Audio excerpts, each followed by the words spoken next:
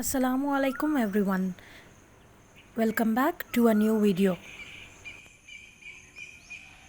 As the title of the video suggests, this is a Friday or a Jumu'ah vlog. In this video, I'll be sharing with you the Friday routine where you can see me doing multiple tasks at a time. Just like every morning, I woke up for Fajr, the morning prayer, and thought I could just film a few glimpses for the intro. When compared to the Eid vlog video, the climber on the top has grown very well. I just can't figure out what Bisky is doing with those plants. Whatever Bisky does is always cute and adorable. In this video, I'll be sharing with you the detailed recipe of appam, a traditional recipe from Kerala. Looks like it had rained the previous night. You can see the raindrops clinging to the gallery. These climbers actually give flowers, but I exactly don't know when they'll be flowering. They have grown tremendously big. I will show you how to grind the appam batter and leave it to ferment. After that, we'll make a quick breakfast. That is crispy jawar dosa. Jawar is one of the millets and it is the healthiest one of all. I'll show you how to make instant jawar dosa, which are crispy and very tasty, accompanied by a spicy tomato chutney. He is just so irresistible. I just can't stop filming him. The first thing which comes to our mind when it is Jumu'ah is Surah Kahf from the Holy Book Quran. Reciting Surah Al-Kahf on every Friday becomes a source of forgiveness for the sins committed between 2 Fridays. Make sure you recite it every Friday without missing it.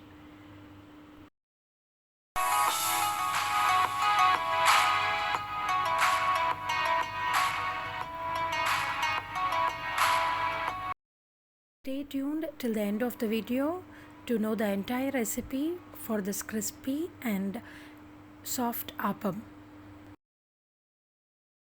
You can see that it perfectly gives the shape of a bowl. It tasted so well. What best can be had with appams other than coconut milk? Both are an inseparable and unsubstitutable combination. Without any soda or yeast, you can ferment the batter at home to get these crispy and spongy appams. I wanted to have these for Friday dinner, so I soaked the rice on Thursday evening itself. I have taken about 400 grams of raw rice along with 200 grams of idli rice with 4 tablespoons of urad dal and 1 teaspoon of methi seeds. Wash this in running water for 3 to 4 times until you see the water clear and soak it overnight. The next ingredient for the perfectly fermented appam batter is cooked rice.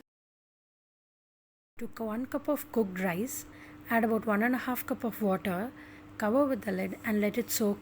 The next morning, that is the Friday morning, I opened the cover of the grinder and added the soaked cooked rice into the grinder.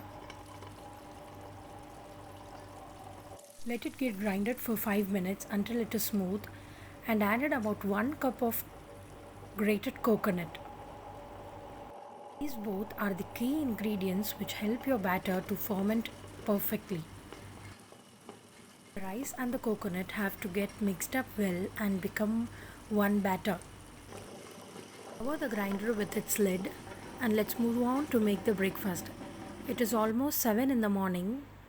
So I thought I could make a quick kara chutney or the spicy tomato chutney. For this I added about 10 to 15 shallots in a mixer, followed by 5 to 6 garlic cloves, red chilli, dry red chilli, tomatoes, and grinded it to a smooth paste.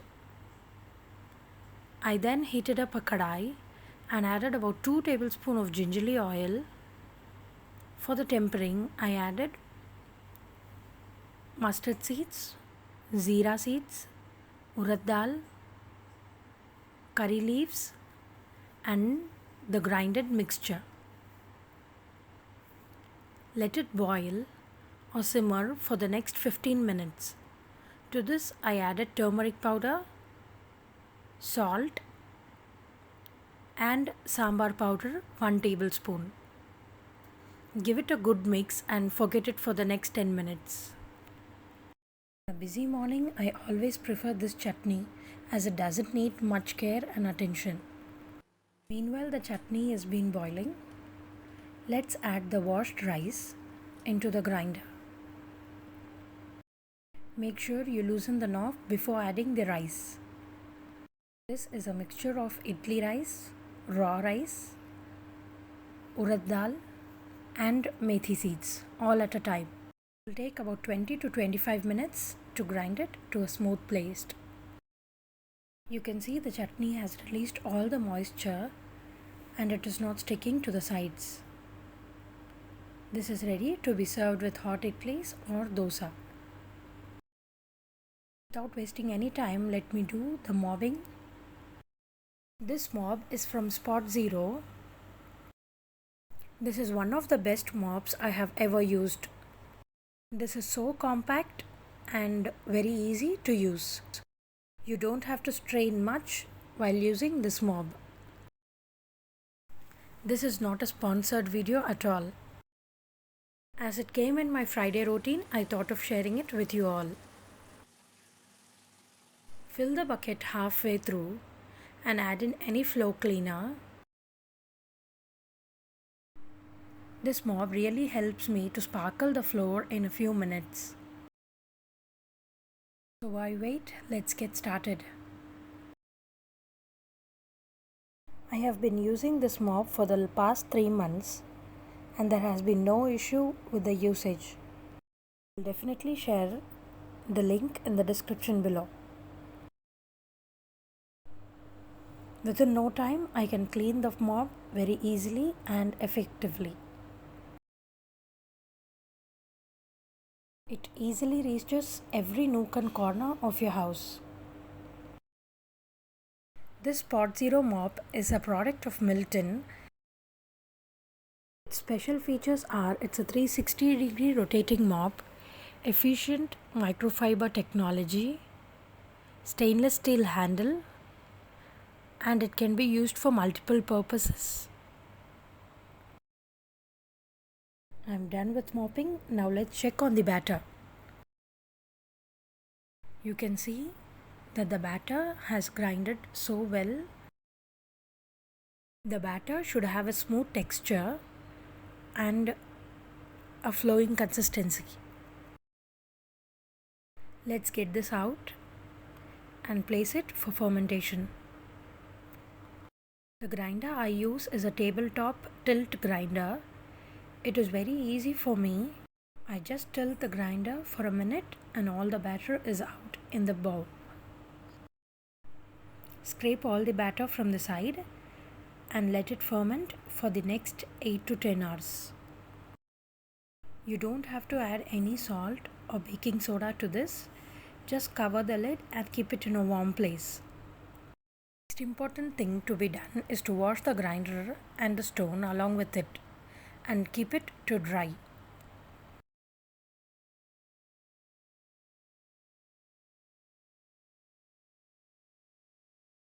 As you know, the side dish for the dosa is ready to be served. Now let's mix up the batter for the dosa. For the instant and crispy bajra dosa, I am taking whole bajra brought from a supermarket. You don't have to roast it or dry it or anything. Just directly pour it out of the packet in a mixer jar.